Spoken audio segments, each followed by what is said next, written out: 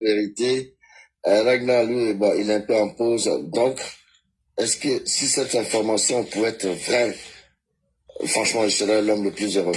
Dans mon terrain, bonsoir. Bonsoir Camille, j'espère que vous allez tous bien. Alors apparemment, c'est même pas apparemment, à 80%, Johnny Pacheco a été expulsé de la Finlande. Il a fait une sortie il y a de cela 3 jours. Et la sortie qu'il a faite, il n'était pas en Finlande. Je crois qu'il était dans un pays chaud. Là, il a fait la sortie. Et elle est passée inaperçue parce que nous sommes tous concentrés sur cette histoire de AES et cette histoire de Yaya Touré. Donc c'est une information que moi je viens de recevoir et je me suis dit que c'est un sujet à décortiquer avec plaisir. Voilà, merci. Exactement, Damantara, c'est un sujet à décortiquer. Et on va la décortiquer, c'est important, hein. N'en déplaise au GOG, à qui, bon, on va la décortiquer. J'ai vu quelques vidéos de lui aussi, Damantara, parce que j'en ai vu en voiture, au chaud, en culotte, un peu, en temps hivernal, et surtout, en Fernand, il fait très frais en ce moment-là. Et j'ai vu ce genre de vidéos. Bon, franchement, j'ai pas fait gaffe, hein, il faut le dire. Bon, avec cette histoire de Tiani, on est tous passés à côté. Donc voilà, donc si ça avéré qu'il a été expulsé, je suis pas contre le malheur de quelqu'un, hein, en toute sincérité. Et ce mec, franchement, vu tout ce qu'il a fait, tout ce qu'il a pu dire sur le président Ouattara, sincèrement, s'il a pu être expulsé, je serais l'homme le plus heureux. J'espère bien que c'est le cas. Voilà, dans les commentaires, apparemment, les gens sont en train de dire qu'il est au Burkina. Voilà. Éclaireur pour vérité, bonsoir cher frère. Qu'est-ce que vous pouvez dire d'entrée d'abord si c'est un bon il y a le point d'interrogation, on espère bien que c'est le cas. Mais qu'est-ce que vous pouvez dire sur cette expulsion, si c'est avéré, bien sûr. Bonjour cher frère, merci de me recevoir sur votre plateforme. Et en vérité, l'énergumène que vous voyez ne m'a jamais intéressé. Et je ne parlerai jamais de lui, parce que pour moi, même un caca de 7 jours vaut mieux que lui. Et parler de lui, ce serait ne pas m'accorder de l'importance. Et donc pour moi, on dit qui vit par l'épée périra par l'épée. Et pour moi, c'est du caca. Et on ne peut pas prendre, pour moi, hein, je ne peux pas prendre le temps, le caca que j'ai mis dans mon WC là, je ne peux pas prendre le temps de commenter. C'est trop vilain pour moi. Moi, j'étais monté. Idéfix a dit des choses sur le sujet précédent. Moi, j'étais monté pour lui poser des questions, si cela est possible. Bien sûr, quelque chose qu'à dire. Le sujet de Johnny Pacheco, est-ce qu'on peut remettre après? On va parler du sujet de Papa Éclaireur et puis après on va revenir.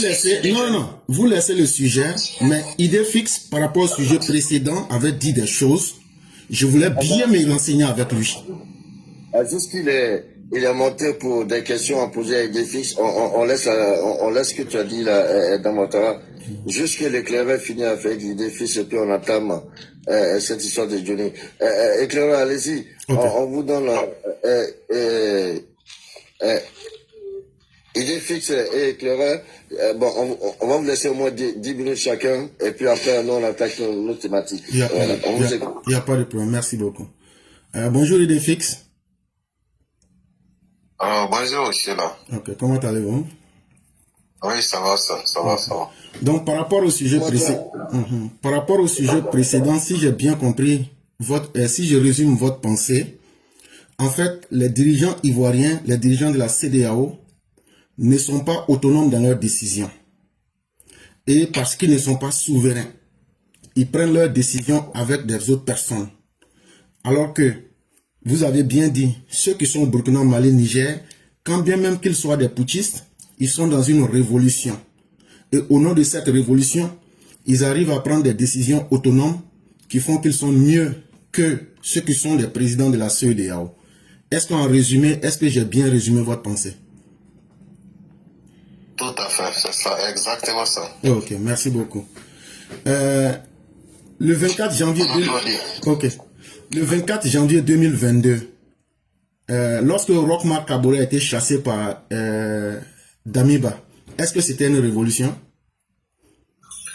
Mais Damiba n'est pas venu faire la révolution. Au départ, il s'était convenu avec ses confrères d'armes pour faire la révolution, mais il les a trahis après. Donc, ok. Donc, ça veut dire que, normalement, il devrait faire une révolution, mais il a trahi ses confrères d'armes. Exactement. Ok. Maintenant, c'est pour cette raison que Ibrahim Traoré l'a enlevé et actuellement il est en train de faire une révolution. Tout à fait. Ok. Donc, ça veut dire que, avec Damiba, la révolution a échoué. Tout à fait. Ok. Mais avant Damiba, pour aller plus vite, le 31 octobre 2014, Blaise Compaoré a été chassé. On est d'accord? Oui. Est-ce que ceux qui ont chassé Blaise là, c'était pour faire la révolution?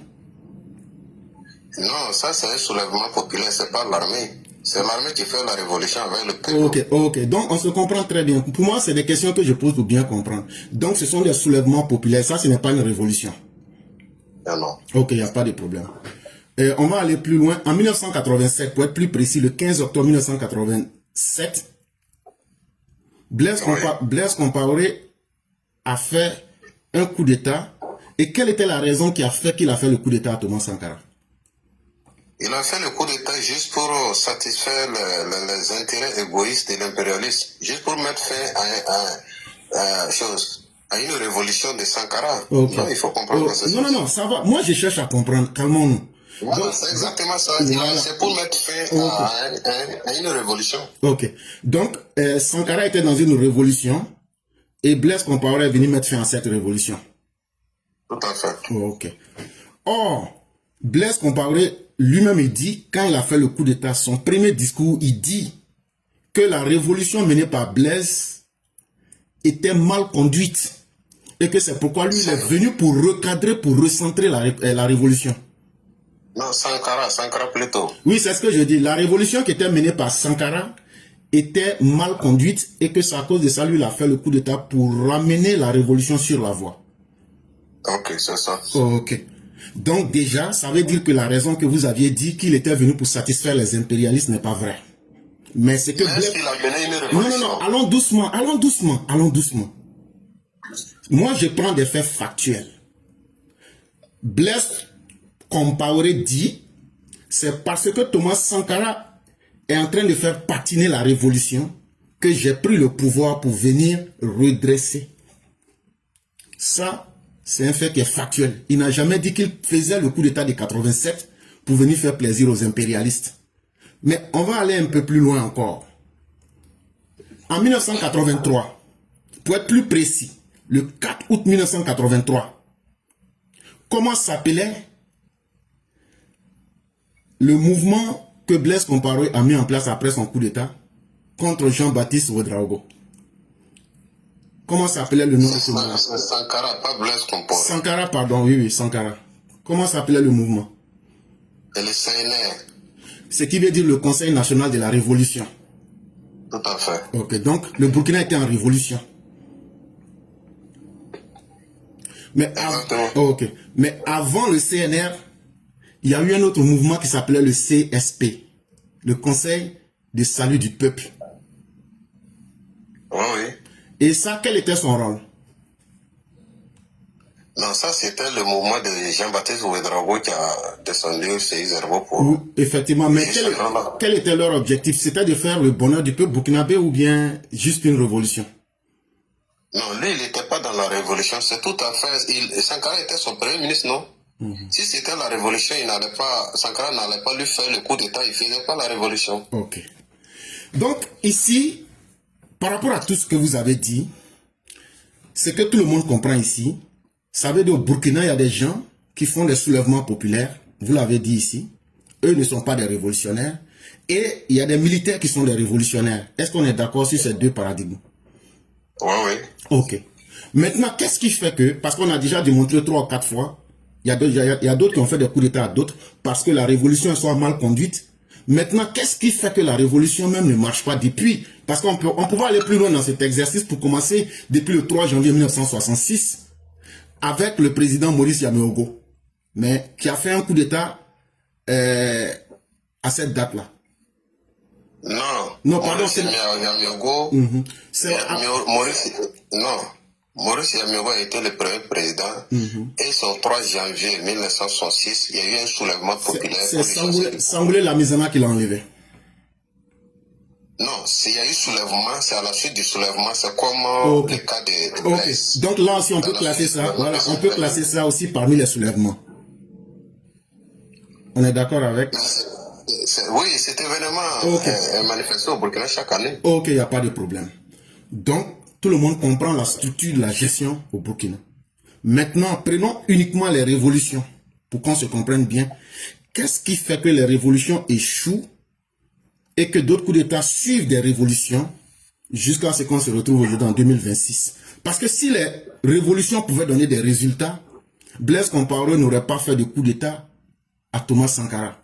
Et avec les exemples que je vous ai donnés, qu'est-ce qui fait que les révolutions échouent au Burkina Faso et que vous êtes obligés par d'autres militaires de faire d'autres révolutions par des coups d'État? Voilà, merci. Alors, il faut dire que ce n'est pas des révolutions qui échouent. Il y a eu une seule révolution qui a échoué. Et c'est la révolution de Thomas Sankara qui a été renversée par Blaise Compaoré. Et c'est ce que je vous ai dit. Blaise Compaoré n'est pas venu pour... Il est venu soi-disant rectifier la révolution, mais il connaissait son plan machiavélique pour, en tout cas, héberner le peuple burkinabé. Et en cette période, il faut dire qu'il n'y avait pas de communication pour que ces peuples-là soient éveillés. Maintenant, c'est la deuxième révolution. Essayez d'être un peu bref. Essayez d'être un peu bref. Quand on pose des questions, moi, c'est pour apprendre. Donc, quand vous êtes trop long, ça me perd dans ma dynamique. C'est un peu le débriefing des révolutions. Non, je comprends. Non, je comprends. Voilà. Soyez bref avec moi, je comprends. Mais toujours est-il que, depuis 1966, soit vous êtes dans des révolutions populaires, soit vous êtes dans des soulèvements populaires. Mais quelle que soit la forme, mettez les deux ensemble et donnez-nous les bénéfices que le Burkina a pu tirer de tout ça.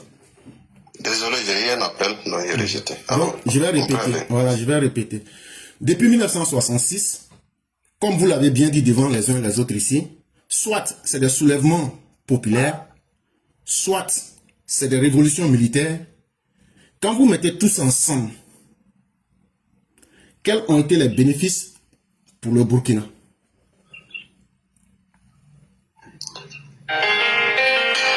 Il faut dire que ce qui arrange le Burkina aujourd'hui, c'est la révolution, parce que la révolution les révolutions précédentes n'ont pas abouti, voilà, aux aspirations que le peuple attendait. Ok, donc, non, allons doucement. Ça veut donc dire que les révolutions précédentes ont échoué parce qu'elles n'ont pas répondu aux aspirations du peuple. A échoué, c'est une seule révolution. Non, échoué. Mais pourtant, il y a eu plusieurs révolutions. Parce qu'on a fait des exemples. Il y a eu des coups d'État, il y a eu plusieurs coups d'État, mais tous les coups d'État n'étaient pas dans l'esprit révolutionnaire. Monsieur, le coup d'État de 1983, le Conseil national de la Révolution. Oui. Les termes sont clairs.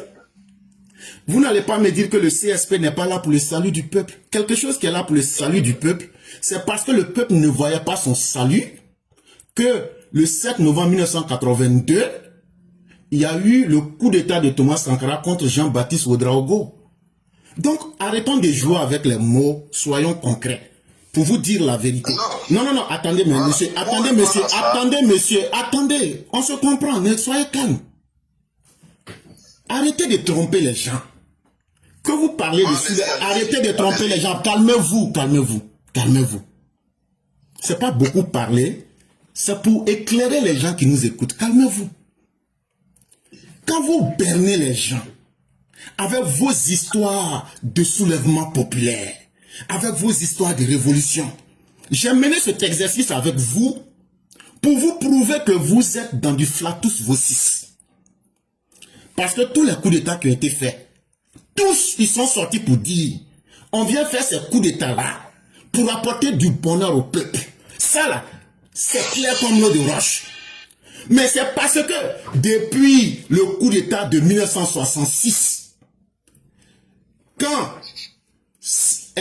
Maurice Yamego a été enlevé, Aboubakar Sangoulé Lamizana a dit qu'il était venu parce qu'il y a une crise politique et une crise de la constitution. C'était pour apporter le salut au peuple. Il a échoué. C'est pourquoi le 25 novembre 1980, il sera renversé et Saïd Zerbo va prendre le pouvoir. Et qu'est-ce que lui nous dit? Il dit, ce qui n'a pas marché avec la Mizana là, nous on va venir redresser ça avec le comité militaire de redressement pour le progrès national.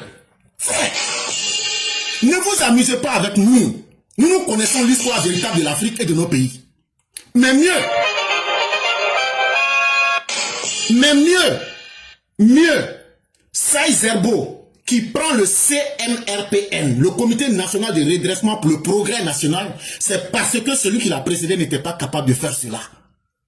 Lui sera renversé par le Conseil National de Salut le 7 novembre 1982. Il sera renversé par Thomas Sankara, qui va mettre la révolution, c'est-à-dire le CNR, le Conseil National de Révolution, en place. Et ce dernier encore sera renversé. C'est pourquoi j'étais bien mis une colle. Je t'ai demandé entre Thomas et Blaise là, est-ce qu'il y avait révolution ou pas? Tu as dit qu'il y a eu révolution. Et quand tu as dit qu'il y a eu révolution, je t'ai bien demandé qu'est-ce qui fait que Blaise que vous prenez comme une icône. Quand vous faites votre panafricanisme là, celui qui a le mieux réussi là, c'est Blaise que vous prenez.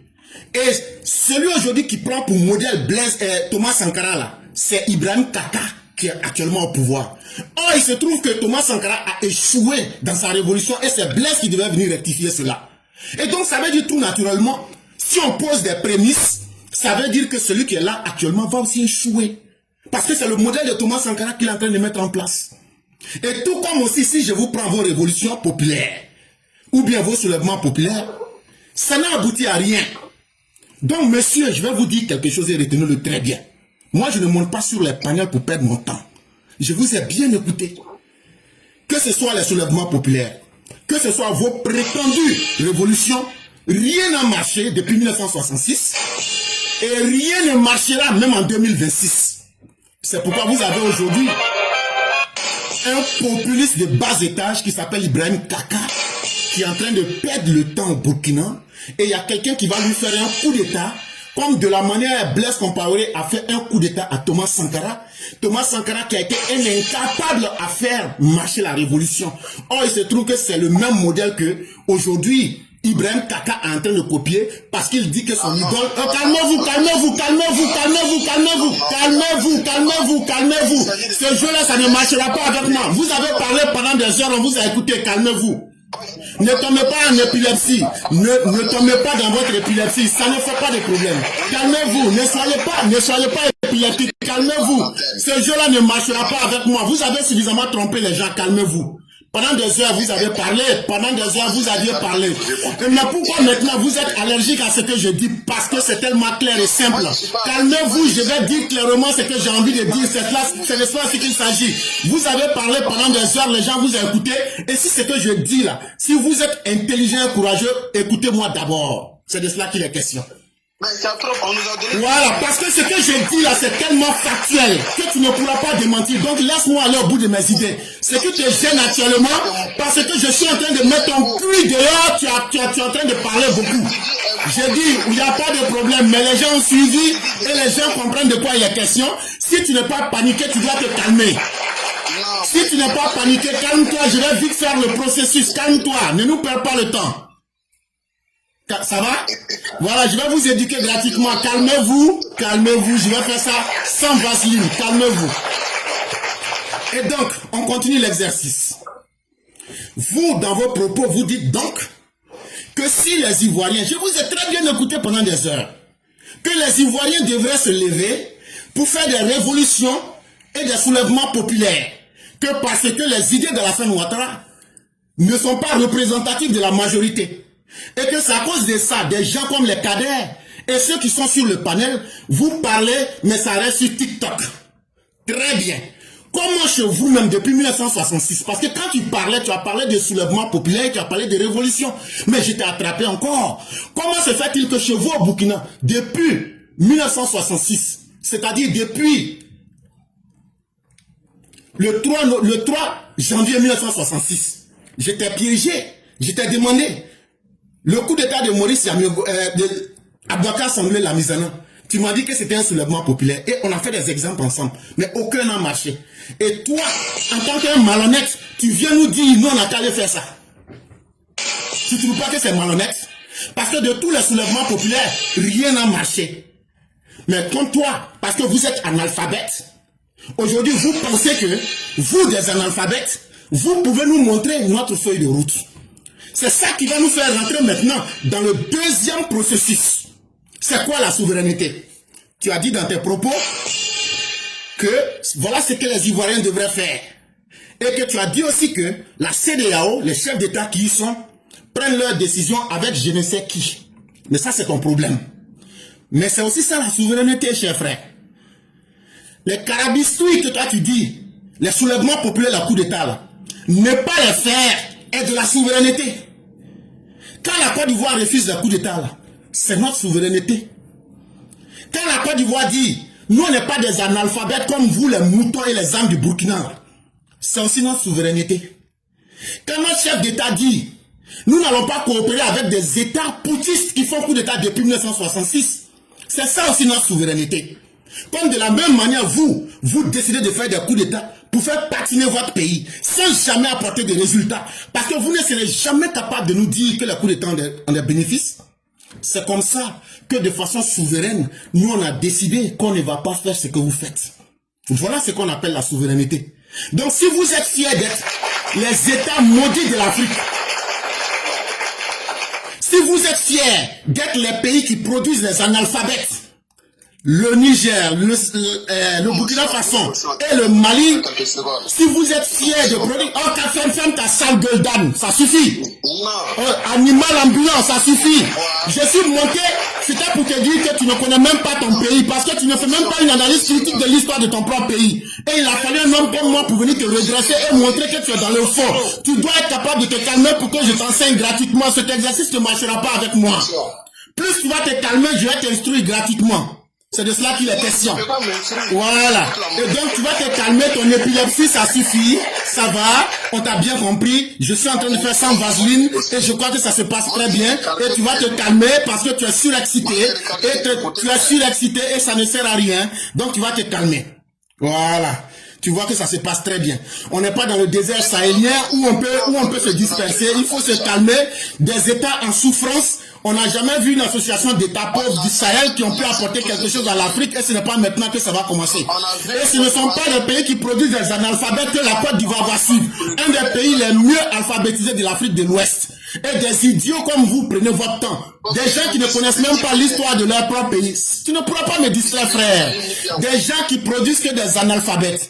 Des gens qui ne sont que des producteurs de la pauvreté. Des gens qui ne sont que des distributeurs automatiques des mendiants en Afrique de l'Ouest. Des pays malheureux et misérables et misérabilistes qui ne font que produire la propagande depuis 1966. Si nous suivons ces pays-là, c'est que nous avons choisi délibérément la voie de la malédiction sur nous-mêmes. Alors comme nous les Ivoiriens, à la tête de notre pays, notre président Alassane Ouattara, nous ne sommes pas des maudits comme vous. Nous n'allons jamais suivre ce que les maudits vont nous dire. Nous allons suivre notre propre modèle. Et je m'arrête là et je te dis merci. Et comme le sujet était fini, maintenant, c'est moi j'ai demandé à l'en arrière. Je demande maintenant à notre panéliste Kader de revenir à son sujet. Et les gens intelligents nous ont compris. Kader, tu sais que quand je monte, c'est pour venir redresser. Et j'ai bien redressé. C'est incapable ici. Comme de la manière... Saïd Zerbo avait mis le conseil militaire de redressement pour le progrès national et puis il a échoué là. Je viens de te redresser et il vient de fuir devant tout le monde. Donc, pour vous dire que voilà l'exemple. Et Kader, est-ce qu'il a fui ou mais n'a pas fui? Kader, est-ce qu'il a fui ou mais n'a pas fui? Il a fui, il est dans les commentaires, c'est vrai qu'il peut se défendre. Voilà. Donc c'est pour vous dire que Alassane Ouattara là, il a des enfants qui sont des garçons pleins. C'est comme ça que j'ai fait fuir Boga Sako. Je m'appelle éclaireur pro vérité. Frère, j'étais venu en mission, j'ai fini ma mission, je descends. Merci éclaireur. Pour Boga Sako, il n'est pas prêt de l'oublier. Lui, tu l'as fait fumer, il a pris la poudre d'escampette même. Ça a été connu de tous. Donc j'ai fini. Le populiste qui voulait jouer, je vous ai raconté l'histoire du Burkina et la fuite devant vous. Et l'histoire retiendra ça. Et avec votre permission, après je vais poster cette séquence-là pour éduquer les autres âmes du Burkina qui pensent qu'ils peuvent venir jouer avec nous. Je vous remercie, chers frères. Merci, Grandou, merci, ça fait plaisir, c'est un réel plaisir de t'écouter, franchement. Merci. Tu réjouis nos oreilles même. Merci beaucoup, cher frère. Merci beaucoup, Kader. Parce que tu es là dans notre éclaireur est venu régler. l'éclaireur est venu régler